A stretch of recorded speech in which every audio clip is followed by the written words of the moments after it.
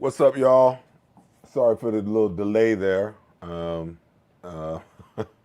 anyhow, welcome to the Seth Joyner Show. Make sure you guys hit those likes buttons, share, and make sure you turn on your notifications. The Birds are 2-1. Who saw that coming? I want to see over in the comments, and be real. Don't come with the nonsense. Be real. I want to see who actually really believed that the Philadelphia Eagles was going to go down to New Orleans and win that football game the other night. Because I certainly didn't. If I was a big time betting man, I would have lost all my money. No way in the world could anybody see a team like the New Orleans Saints racking up 45 and a half points on average per game through 2 games, losing to the Philadelphia Eagles. It was just weird. It really was. But I'll say this, and I really believe this, that the difference in the game was the defense. I'll get to the offense in a minute, and Nick Sirianni and his nonsense in a minute. But let's talk about this defense, because for as much as we beat up on Jordan Davis and Jalen Carter, even the guys on the outside. I know we only had 1 sack. Jordan Davis got it.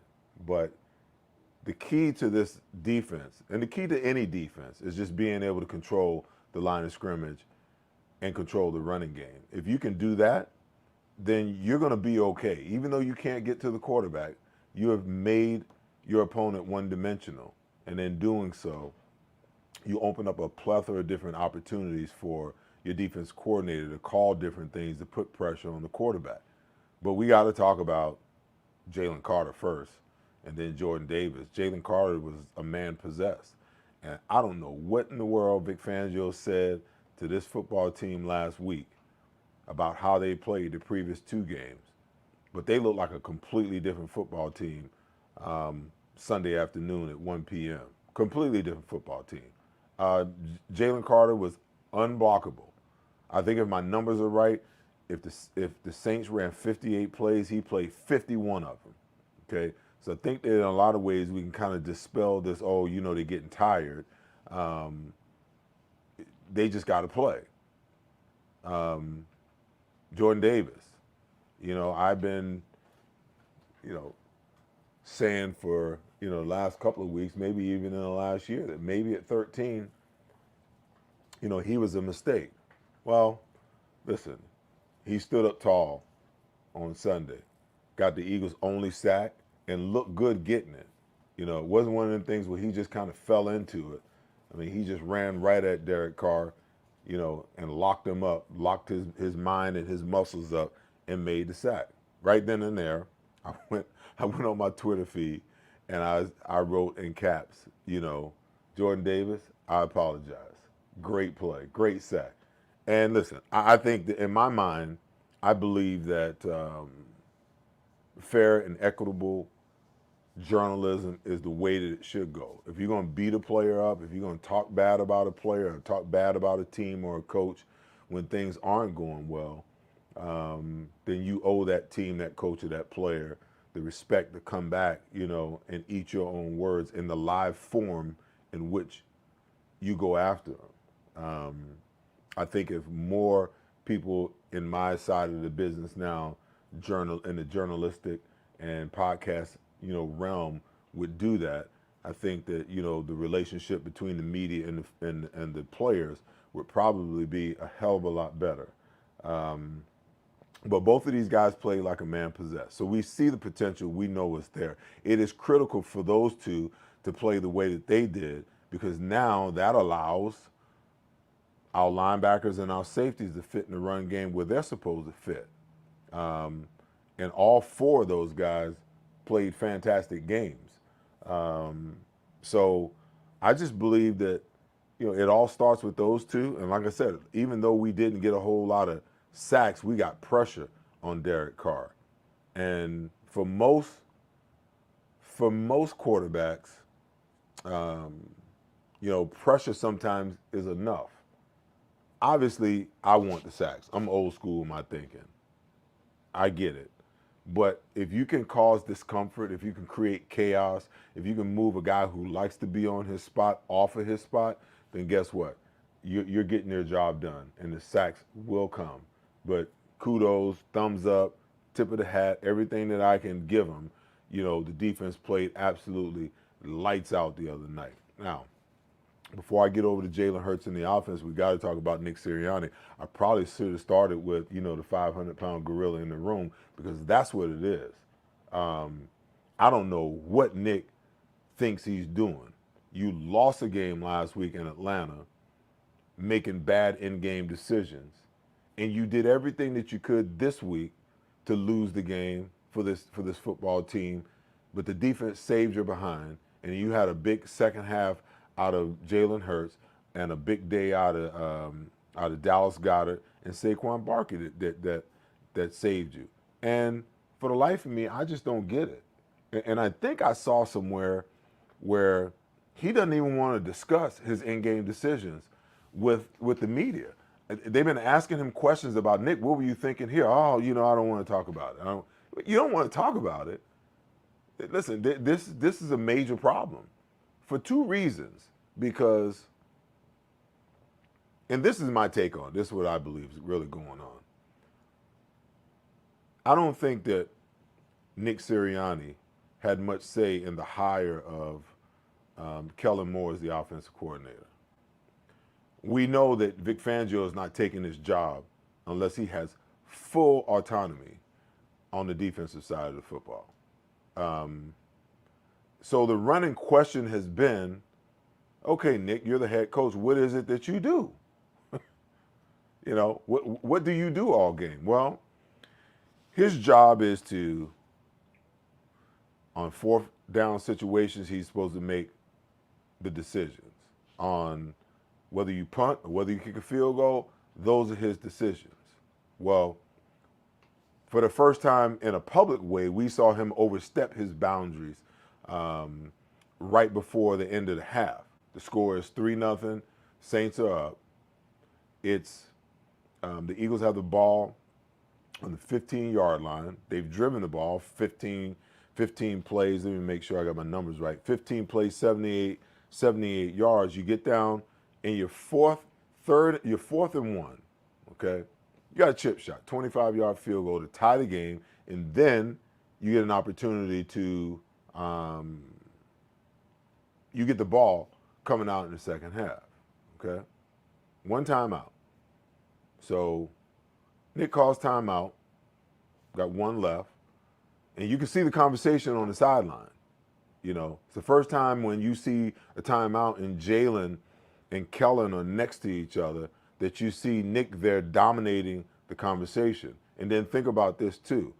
Kellen Moore didn't invent or bring to Philadelphia the tush push. That's Nick's creation. That's Nick's doing, okay? So when I'm watching this conversation, in my mind, I'm saying, Nick Sirianni is making the decision on what we're going to do here. And then you see the defense trot back out on the field. I'm like, oh my God, what is he doing? There's no benefit. There's no benefit at this point to getting the first down. Because even if you get the first down, now you gotta call your last time out. You're probably going to have one play, anywhere from 13 to 14 yards. You're going to have to throw the ball in the end zone in order to get the touchdown, and I promise you the Saints weren't giving that up, okay? If you catch it inbounds, there's not enough time to run up and spike it and kick the field goal. So what are you doing? There's no benefit to actually going for the first down. Take the 3 points, go in at halftime tied, you come out in the second half, you got the ball, okay? Then the most egregious thing of all as that he decides to call a fake tush push, hand it off to Saquon Barkley, and they get stuffed. Now, I was talking to Ray Didinger about this today. Had him on my TV show, We Tape Today. If you want to see Ray, he'll be on my YouTube channel. You can catch him tomorrow night on NBC. No, that's PHL 17 on Thursday on NBC Sports Philly, or over on the 6ABC streaming app. We were having this conversation, and he goes, "There's absolutely no reason whatsoever to do that." And I posed a question to Ray, and I said, "Ray, consider this, okay? If you have no control over your offense for 98, 99% of the time, you have no say on the defensive side of the ball, and everybody keeps asking you, what do you do? Then what's your mindset, and what is it that you're trying to do?" You know, Nick is trying to show himself important. So he keeps making these boneheaded decisions and hoping on some level that they work out so he can show his worth. Because let me tell you something, and this is purely my opinion. I haven't heard it from anybody. It's just things that when I'm sitting around thinking about this football team and the things that's transpired over the last year and a half, things that I believe that are potentially possible, okay? You're not firing Nick Sirianni at the end of the year just because of his track record, okay? He's 34-17. He's been in the playoffs 3 years in a row, and he's gone to and lost the Super Bowl, okay?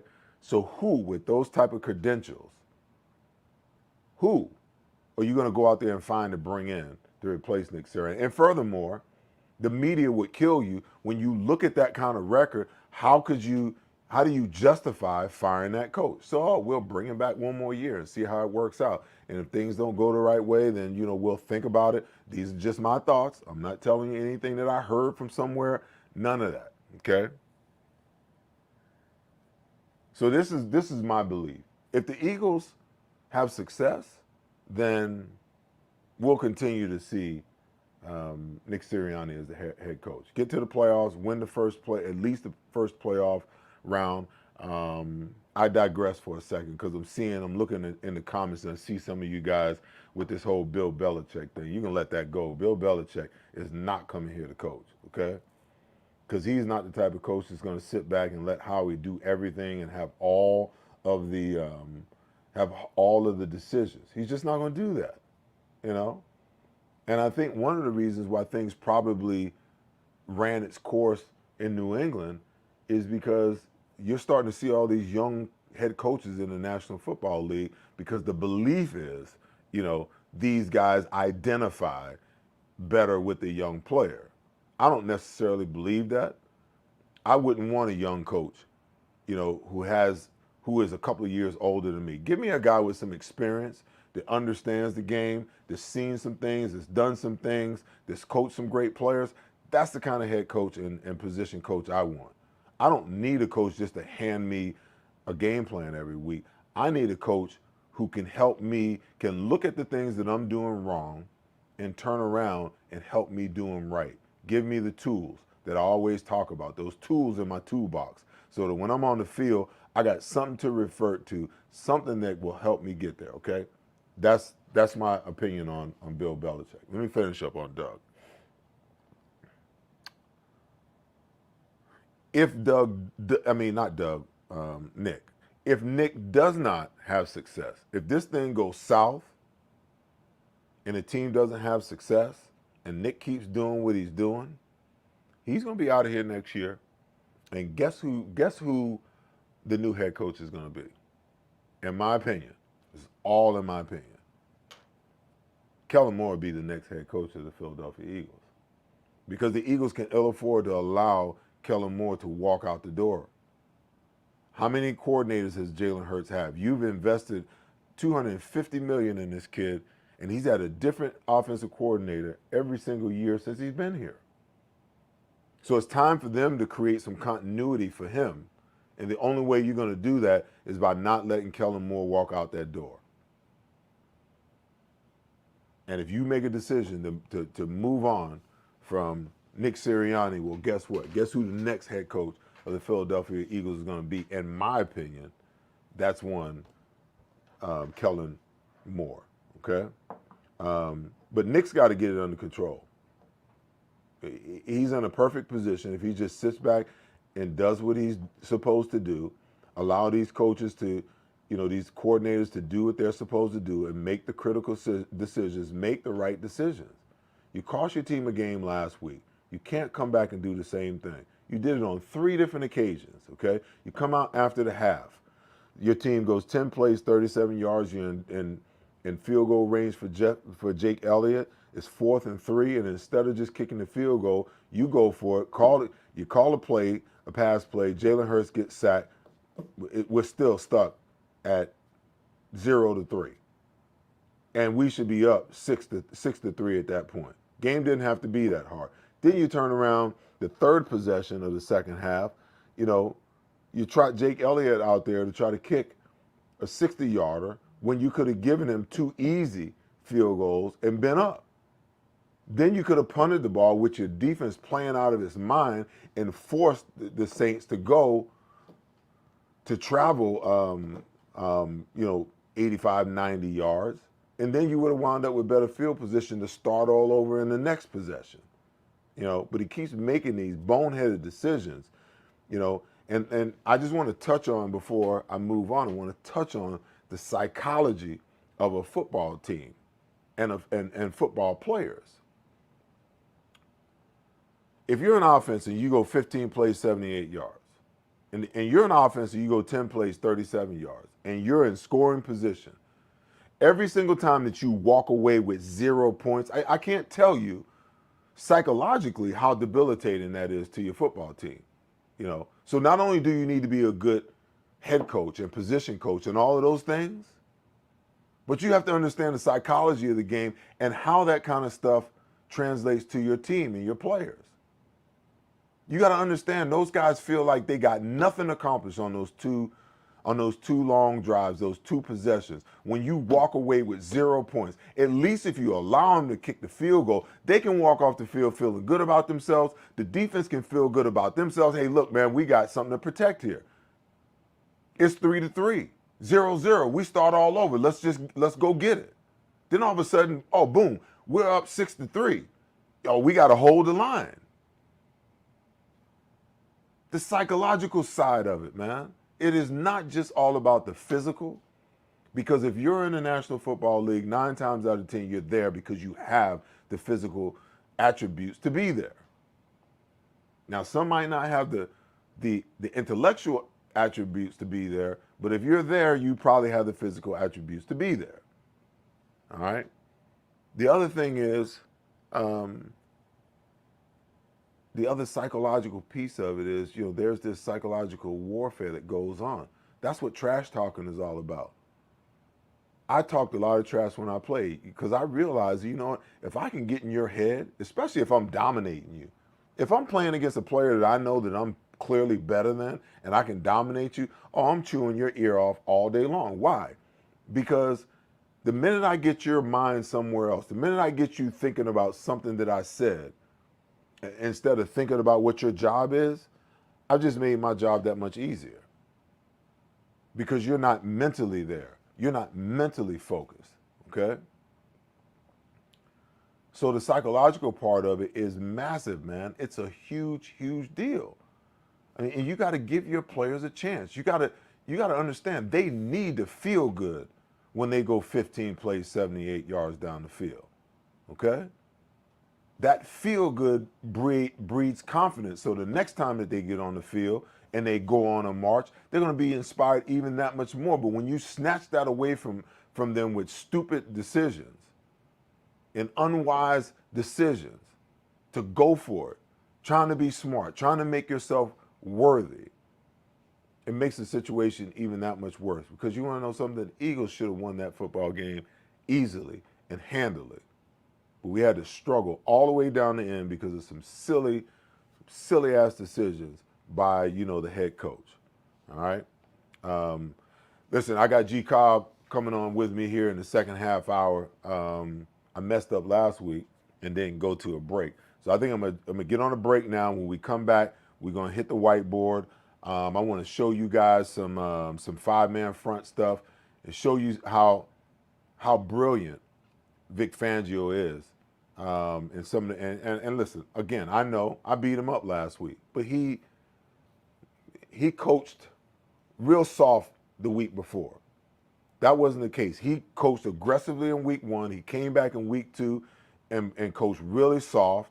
And then all of a sudden we seen a whole different side of him again in game 3. So understand, this thing is going to fluctuate. This is Philadelphia. This is what we do. We love you when you're great. We're going to beat you up when it ain't good. You know, that's just the nature of this thing. But I'm going to show you the genius of him, because he's got ways to get to a 5-man front, whether he just lines up in it or starts off in the 5 and then move to the 4. But there's a myriad of different things that he does to put the players in a position to succeed.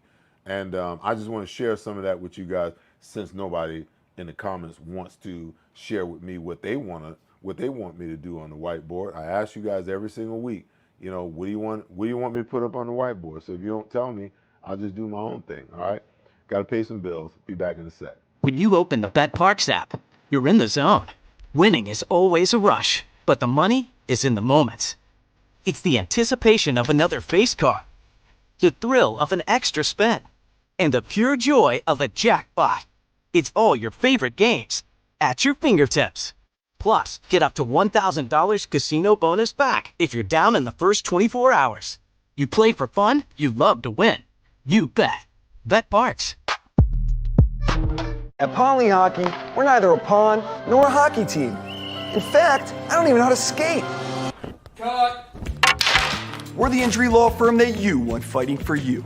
With our vast network of attorneys across the country, we know the playbook on injury law. It's how Pond Lee Hockey recovered billions of dollars for more than 100,000 injured and disabled workers. And we know we can do the same for you. So give Pond Lee Hockey a call. No other law firm will fight harder for you. And you'll never pay a dime until we win.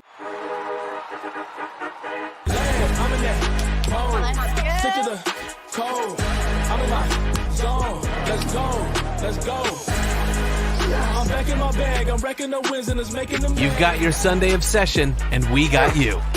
Now with Verizon, get NFL Sunday Ticket from YouTube TV on us and get every out-of-market Sunday game.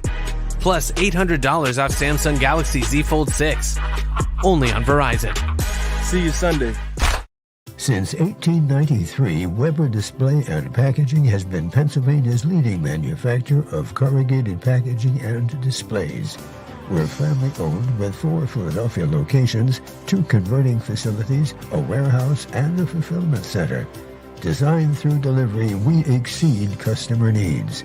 Weber Display and Packaging. Our core values drive everything we do. Come, join our team. All right, guys, welcome back. We're going to jump over here into our whiteboard session. I'm going to give you a couple of things that I believe will help you guys kind of look at the game differently and, you know, give you some insight into some of the things that Vic Fangio is doing. So let's start off by, okay, I'm waiting on my producer to switch me up. There we go. Okay. So, listen, everything that the Saints do is predicated on this West Coast stretch system. They were running it when I played against Denver in the Super Bowl. In Super Bowl in 1998, okay? When I was with Green Bay and we lost to them, and I saw it firsthand the following year when I got traded to Denver and they repeated. And I got a chance to see that offense every single day. Everything in this offense, and Clint Kubiak, who was the offensive coordinator for the New Orleans Saints, his dad, Garry, was the offensive coordinator, you know, when I was in Denver. So all of this stuff is predicated off of that same type of offense. They love stretch plays. They love multiple tight end sets. And the fact that the Eagles are giving up, I want to say right around 157 yards per game through the first 2 weeks, they had to get this fixed, okay? So Vic did a number of things. Let's start off in our four-man front. In our four-man front with our linebackers, let me do it this way. Sorry about that. Hit the wrong button. Tackle, linebacker, and linebacker, okay? So they started off in this kind of look here where they would just line up in their four-man front, quarterback under center, gonna run their traditional stretch play here to Alvin Kamara, okay? So a lot of what you're gonna get is you're gonna get a double team here. This guy's gonna try to get to this shoulder. He's gonna get here, work up to the linebacker. You're gonna get the double team here with him trying to work. He's gonna work here, work up to this linebacker, okay? And this guy would just turn out on the end. So now he can take that ball anywhere he wants, outside, inside, cut it back, cut it all the way back, okay? That's problematic for, that's problematic for a lot of teams because that's a lot of gaps to try to cover. And these guys, when I say stretch, they're stretching. They're trying to get these blocks here.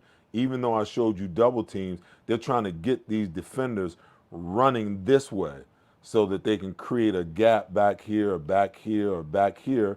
Or if you really are strong at the point of attack, like you've seen a couple of times, that back will bounce the ball outside, okay?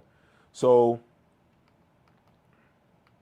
this is the adjustment that I saw Vic Fangio do out of the four-man front, okay? Where's your tight end? So he took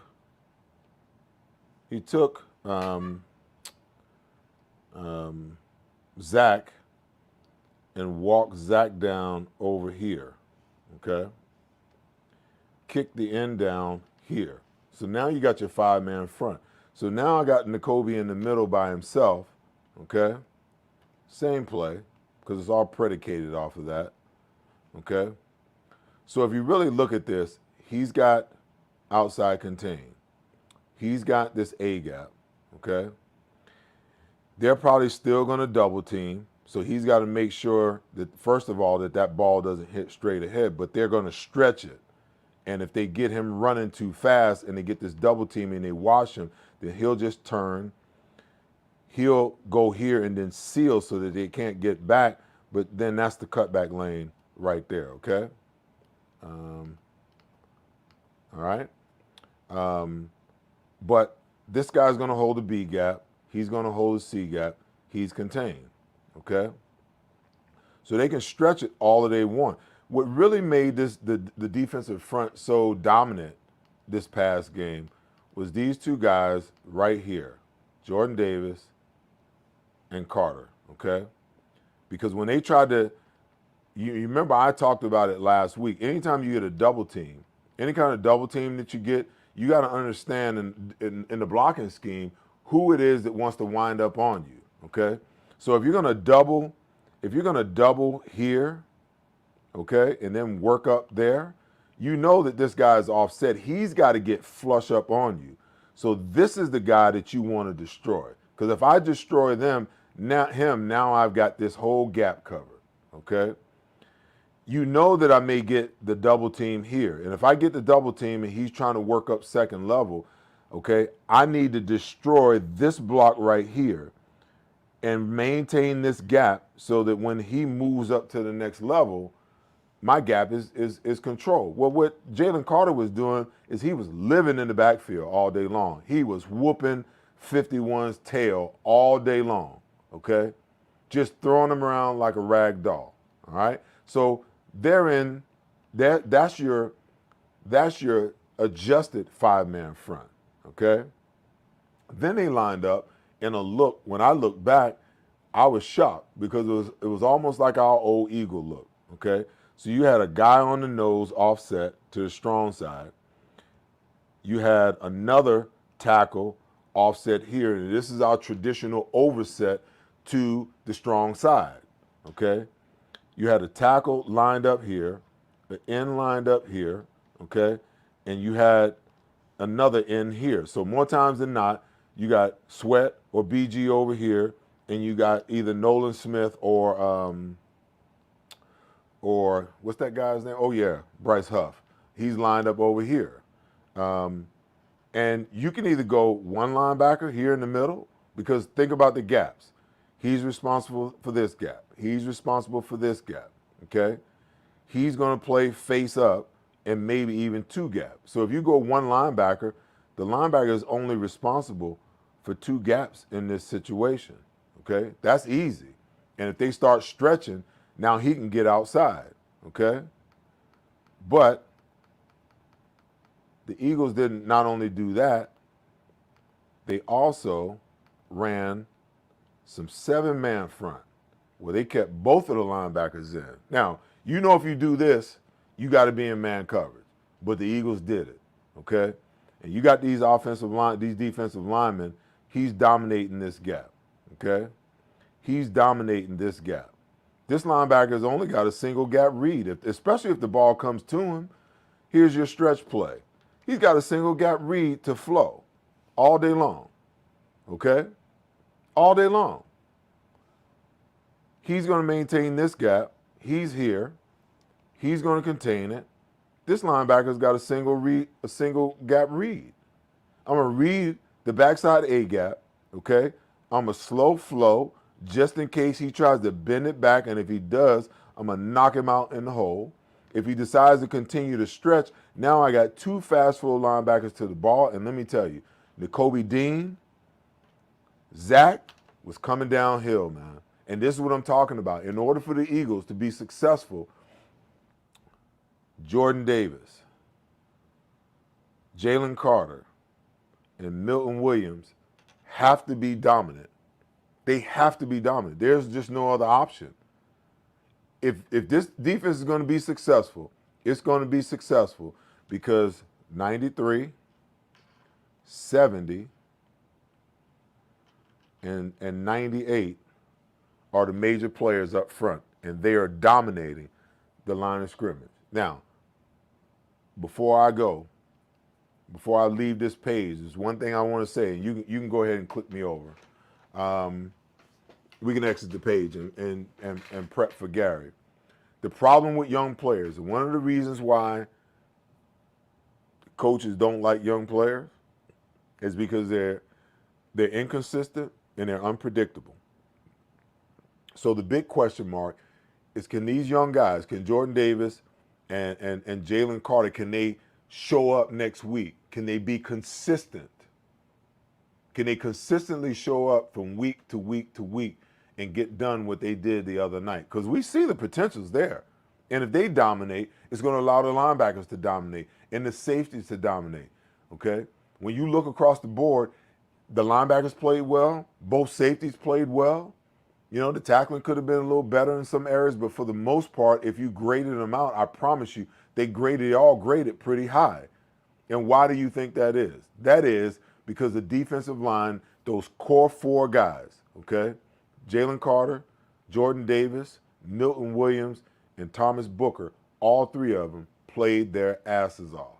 And if they keep playing like that, the sky's the limit as far as to what this offense, what this defense can actually do, all right?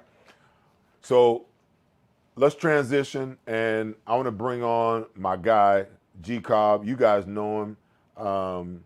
He was my mentor when I first came into the league. My rookie year, he was here with the Eagles. And, you know, a lot of older players, man, don't like to pass the knowledge on to the next generation for fear that, you know, you might take their job. Well, that's the natural course. That's how it goes, isn't it? But when I came in, dude told me where to go, where not to do, where not to go, what to do, what not to do, how to be a pro. So in a lot of ways, I'm forever indebted to him because of, you know, his mentorship when I came into the league. You guys know him as G. Cobb. I know him as G. Cobb. G, what's happening, my brother? How you doing this evening? Man, I'm good, man. I'm good. Just trying to break it all down, you know, give these listeners a little something, a little insight. And, you know, hey, listen, the Eagles went into New Orleans and pulled off the improbable.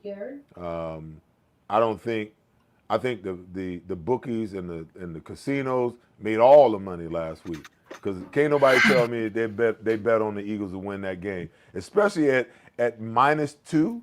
I knew something was up. Well, I tell you, I didn't necessarily pick them. They ended up getting the job done. I tell you, they went down, they played with passion, and I take my hat off to them because I didn't know whether they were going to step up or not. But you see guys really kind of growing up, and that's always good to see. Is it just growing up, man? Look, they took a lot of heat last week, man. I mean, you know how the Philly media is. I'm on multiple, platforms, and I hear, when I'm driving around, I'm listening to WIP, and everybody's cutting them up every which way. Everybody's got a podcast somewhere, and we gave them the business last week. Mm-hmm. When you think about it, you got to think about it in terms of a man's pride. So there's a little bit of pride that's on display here, that you're an NFL player and the whole city's talking about you a bum, and you got to go out and prove that you're not a bum. If you got an iota of pride in you, you're going to do that. But I think that it goes even deeper, because I think Vic Fangio just dug in there behind all last week, man. Well, if that's what it takes, because they clearly were not getting it done. I mean, they weren't playing with any passion. You had guys making mistakes, and you didn't see anybody seem like they were very upset. I mean, you guys are getting humiliated with the other team running for 150 yards, 160 yards. I mean, where the guys get the ball and just running. He's not expecting anybody to tackle him. Right. That's an insult. That's they should take that personally. And so I'm glad that at least we saw that there were signs of life, because I was disappointed. I go in the locker room, you expect somebody to be mad, and that was good to see. I mean, I really was impressed, with Jalen Carter. I know the kind of talent he's got and the capability, but can he show up every week, because he has got the potential to be a great player. And, you like to see people that have that great talent, have to see them grow into it. Gee, when I watch him play, he kind of reminds me of a guy, and we talked about, we made the comparisons, Mm-hmm. Fletcher Cox, Javon Hargrave for a minute. We made all these comparisons of defensive tackles to, the late, great Jerome Brown. Yeah. But I get the sense that this guy right here, because he seems to love the game. Yeah. Where Fletcher was a good player, but I don't think Fletcher really loved football. When you watch Jalen Carter play, he plays with the same kind of intensity, the same kind of dog, the same kind of love of the game. And, if I'm his coach, I got to figure out what it is, that makes him tick. I got to figure out what it is that lights his fire. I don't know. Is it money, the contract? Is it notoriety? Is it the Hall of Fame, down the road? Whatever it is, I need to figure out what that is. And I'm going to harp on that every single day. And every single time he doesn't give me the best that he's got, Mm-hmm. My question is that Hall of Fame worthy? Is that a max contract worthy? That's right. Is that the standard that you set for yourself? Because sometimes that's what young guys need. They need something to shoot for every single day. Well, that's right. Because he's really growing into, being a man. He's a young guy, and you can see that he still has some of that youthful exuberance, where at times, like I don't know why, but he was late for something a week ago or so. Those type of things where, look, this should be a priority for you, and if you understand what you can achieve by focusing on what you're supposed to be doing, then you got to be able to get his attention. And if you have to, put some fire up under him by making things very uncomfortable and making it where he don't even want to come in the morning, because, hey, if that's what it takes. Now, hopefully that's not what it takes. I don't think that's what it takes for him. I think you can start talking to him about being the best at his position, dominating and talking to him about the best players at his position in the league. because he's capable of being one of those guys. Well, I think the other guy, you might have to get some firewood, some gasoline, a little bit of gunpowder every once in a while, Yeah. But he looked like he was pissed off. That's one Jordan Davis. He looked like he was pissed off last week. I think that he had just about had enough of everybody calling him, a first-round bust, and he was out to prove that wasn't the case. I talked to you about it last night. I tweeted and apologized right after he made the sack because, you can't beat up on a guy all the time without necessarily taking the time to say, okay, he played a great game. We're not going to just ignore it. That's but right. He better understand. He better understand. He better show up on Sunday because that whole thing can turn on you and go in a complete different direction all over again. But he's another one. Yeah. Go ahead. No, the big thing is you want him to set high goals. Come on. How could you come in here a number 1 pick off of a championship team and come in here and just get fat and just, wallowing around and always out of breath? And like the first year, I'm going like, man, somebody needs to talk to him, And I didn't see anybody talking to him, but at least he wasn't listening. I know Fletcher probably was trying to talk to him, but it seems like maybe they're getting home now. But whatever it is, he got to show up every week ready to play. And and his teammates, they got to talk to him. They got to get his attention because really, and I heard you talking earlier, they are one of the keys, not just to the defense, but to the team. Because when they don't play, they're not going to have much of a chance. They can let people run for 160 yards. I mean, how are you going to win letting somebody run for 160 yards? Because then they're going to go play action pass. You're not going to be able to get a pass rush on them. It puts all pressure on your secondary. So those guys got to show up every week ready to play. And they got to talk to Jordan and let him know, look, dude, you got to show up every week. If you're not going to show up every week, we're going to be fighting with you, angry at you every week. Well, listen, we're in the year 2 for Jalen Carter, going to year 3. This is normally the year, in my opinion, where you see the greatest growth of a player, because unless his player time has been arrested because of injuries and things like that, who and what they are usually defines themselves, in year 3. If they don't achieve it by year 3, then more than likely, they are what they are, and they're going to be what they are. I want to touch on, because you brought up pass rush. We still got a problem on the edges, but yes, we all know that in order for you to be an efficient defense, you got to be able to control the run. Because if you can control the run, then you can do a lot more things. Even if you're not a great pass rushing team, you can still do some things to get pressure on the quarterback. True. The most debilitating thing is when they're running that ball at you and you got to honor play action pass all the time. Then it makes it harder. That's right. Jordan Davis got the lone sack. I want to say I think the Eagles may only have 2 or 3 sacks through 3 games. That's not a lot. So on some level, it's going to continue to be an issue. As a matter of fact, they got 4, I believe. I think Milton Williams got 1. Zach. He got 2. He got 2. He's got 2. He got 2 in the first game. That's right. And then Jordan Davis got. So they got 4 sacks through 3 games. That's not a whole lot. No. And ain't no help coming. They're not getting Hassan Reddick back. No. They're not. There's not a pass rusher out there that somebody's going to give the Eagles. They're going to have to make do with what they got. And it don't look good.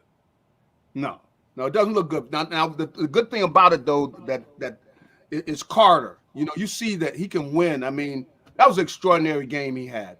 I mean, just going back and looking at the tape, I mean, how many times he basically made the play, whether he was forcing them to throw the ball away, he's batting down the ball, making the tackle in the background on running plays, pressuring the quarterback, and making him throw the ball away. It really was quite a game by him.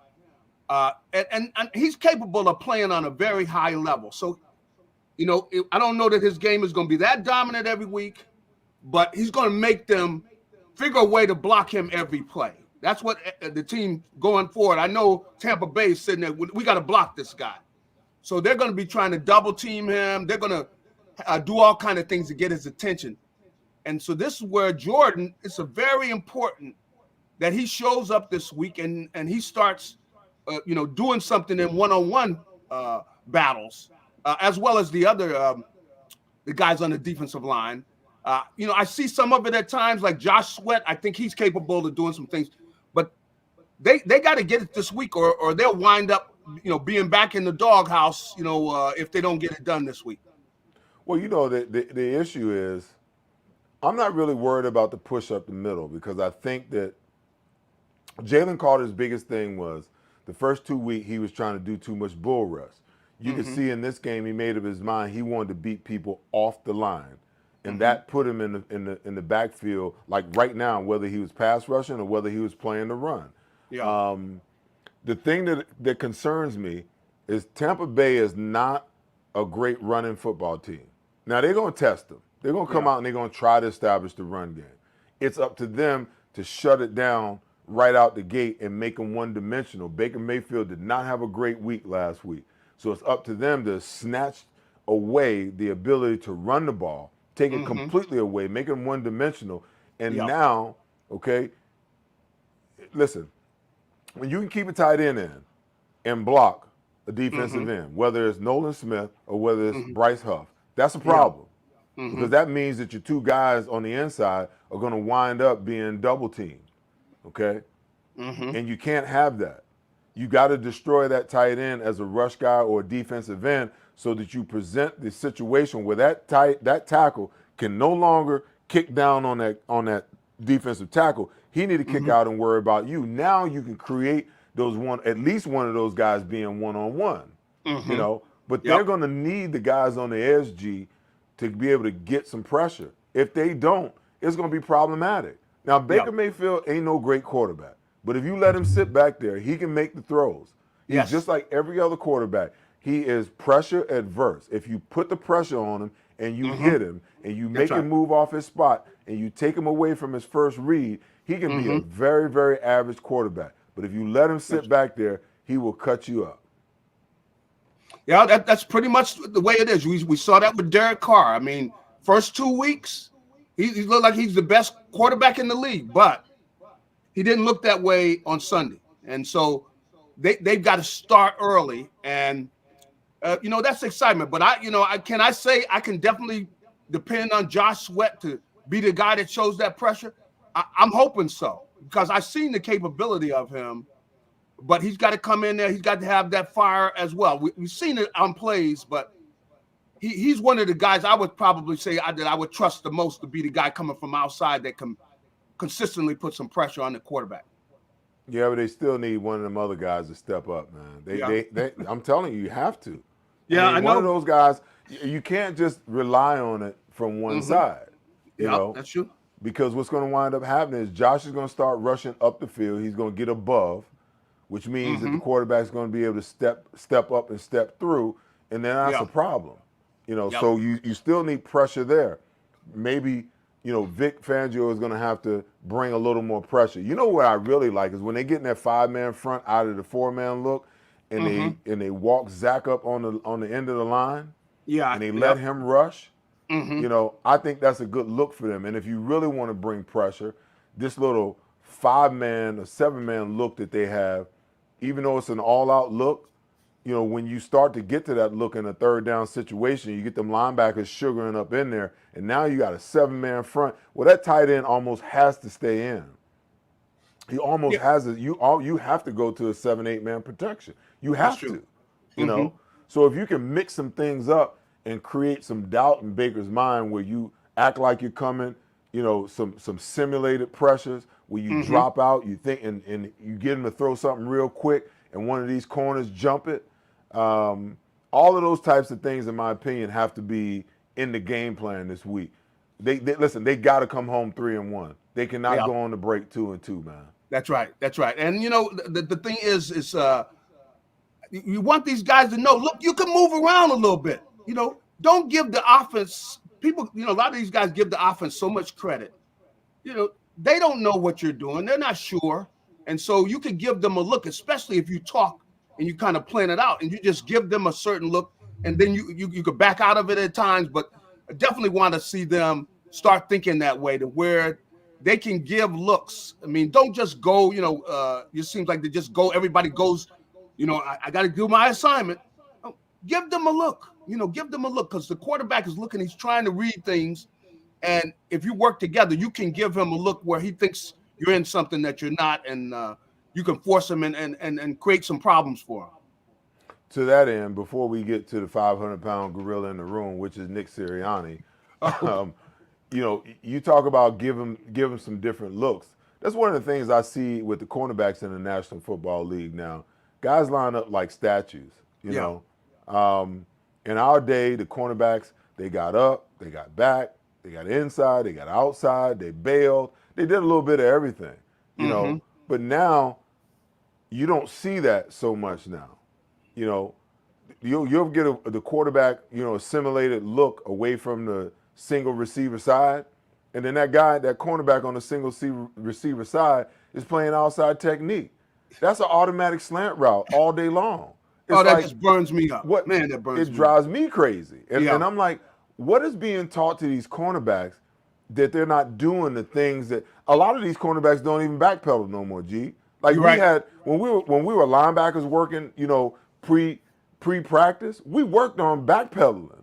That's right. And swiveling the hips and breaking on the ball. These guys, they don't even use that no more. You don't see a lot of that. I don't see them working on it very much. You just don't. You don't see that attention to detail with their techniques. You just don't see that as much. And but I don't know how much understanding they have of the defenses at times. So because if you understand the defense, you know the strengths of it, the weaknesses of it, and the different looks you can give a quarterback. And that's what I'd like to see the Eagles do more of. A guy like, their linebackers, I think they're smart enough to do things like that. So just on the corners one more time, because if I line up at corner and I know that we're running a simulated pressure or pressure away from me and I'm on the single receiver side, so in that situation, I know what we running. The quarterback is looking at it and he's pre-snap reading it. So if he's pre-snap reading it and I know what it is, and I'm playing 5 yards off, don't you think I know that he's coming with the slant because I'm giving it to him with outside technique all day long? Whatever happened to just baiting the quarterback? You know he's going to throw it, jump it, man. Don't be afraid to be a hero. That's right. Because that quarterback is thinking the pressure that they coming with, I got one read and one read only. And he's going to deliver that ball. But we play off. It's the same thing like in Atlanta last week when they lost. You get down on the goal line. You tell me what Darius Slay was thinking. How you gonna play 5 yards off the guy on the goal line, man? I know. I mean, if there's ever a time, and I get it. Drake London is 6'5", big kid. But if I get up in his chest and I jam him and I force him to release outside, there's only two routes that you can throw. You can either throw a back shoulder fade or you can throw the fade. The only two. But if I get in phase, if I jam him, get on his chest, get my back on his chest where I can look back at the ball, now I can make a play on the ball. But if you're playing off the ball hoping that they don't throw at you, you over there praying, please don't throw this way. Please don't. Come on, man. You asking for trouble. Yeah, that is definitely not the mentality you want to have, especially a veteran player like Slay, who's supposed to be an example for the other guys. You want to be exuding that. In fact, in the huddle, you want to be giving that confidence to those guys, and they're looking at you. I mean, they're looking at Slay. He's got to know that he's more than just one of the players out there. He's one of the leaders. All right, so let's talk about Nick Sirianni because he almost gave away another game. It went down to Atlanta, second series of the game. It had an opportunity to take 3. He went for it. Comes back this game, the last series of the first half. They got an opportunity to tie the game at 3-3. Team's gone 15 plays, 78 yards. They go for it on 4th and 1, run a fake tush push of all plays, and Saquon gets stoned. They go in at the half with nothing.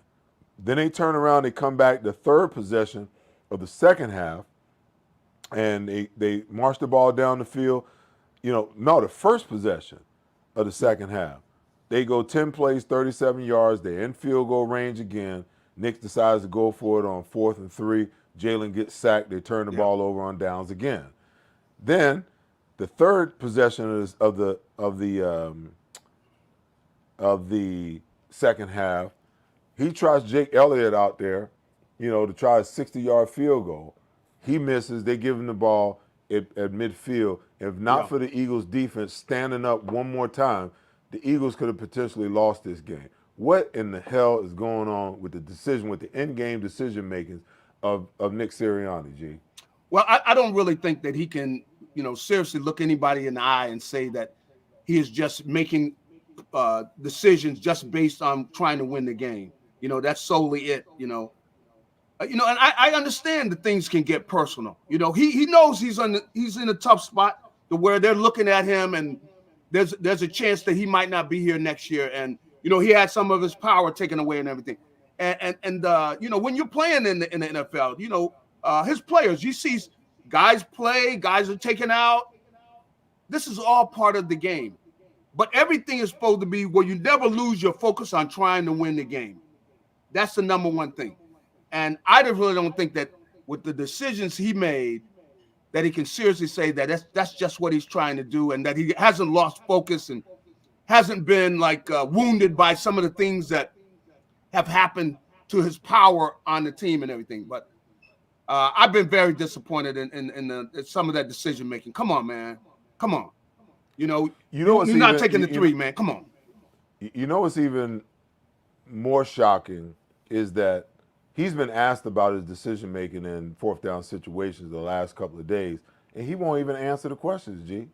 He deflects. He deflects away from it. Because he doesn't have an answer. Well, listen, he could always blame it on the analytics, because isn't that a part of why he's making such a bonehead decision? Because that's what the numbers say, that if we convert this fourth down, the probability of winning the game goes up, X percentage. Yeah. So he can always blame it on that. Well, or this one. I just wanted to exude confidence in my team. Come on, man. That's such a bunch of bull. It's ridiculous, man. Because you know what? You gave them confidence when they made the 53-man roster. They ain't gonna have no more confidence by making a fourth down conversion than they did the day that they made the 53-man roster. Okay, that's right. That's just damn true. Yeah, I don't see where he's gonna go. He needs to really sit down with the team, because you could end up losing the team, and where at the half you're not gonna tie the game up. You're in a 3-0 game, and the confidence is going to give your team that has given you something. You got to be happy and say, man, my defense has showed up. I got to kick this field goal for them. These guys come down here, and, our offense has been turning the ball over, and our defense has kept us in it. And for them, I'm going to kick this field goal. We're 3-3. We can go in. We're going to find our way to win this game. But to not go for it, I don't see – if you guys on the defense, I got to take my hat off to them, because, if you got some veterans on the team that can get in the coach's face, coach, come on, what are you doing? For him not to kick that field goal at the half, but I had to shut up. I was there at a place, doing this appearance, and I just said I just need to shut up, man, because he's not gonna kick the field goal. But anyway, it absolutely blew my mind, man. Blew my mind. All right, man. Before I get out of here, we haven't talked about it much, but Jalen is still struggling, with the turnover issues. But he was 29 for 38 for 311 yards, and we haven't talked offense at all, pretty much. Saquon Barkley had a huge day, a 65-yard run. They finally woke up and decided to give Dallas Goedert some balls. He responded with 10 catches for 170 yards. Just touch on those guys right quick, before we get out of here, G. Well, I think that's why, the future is bright.